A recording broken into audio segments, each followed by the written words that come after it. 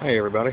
My friend Robert Denson decided to come visit me today and bring his latest toy with him. This started out as a Steiger tractor, I do believe, that he has managed to convert into a front end loader. I do believe those are the military spec 1.9 from RC 4-wheel drive, the rims, and the actual military spec tires. It does function except for the boom, or the front end part. He is going to make that actual full hydraulic. Just wanted to give you guys a quick look here. Stuff he builds, which is amazing.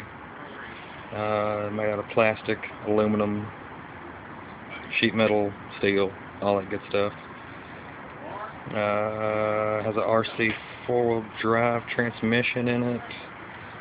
Has a 55 turn motor in it, I do believe. It's got the semi-disc in it from Tamiya. Both of them are unlocked right now. Little drive shaft.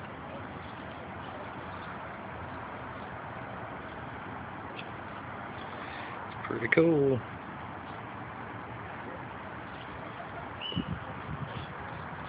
Pretty cool. This guy always makes me want to strive harder and build better stuff.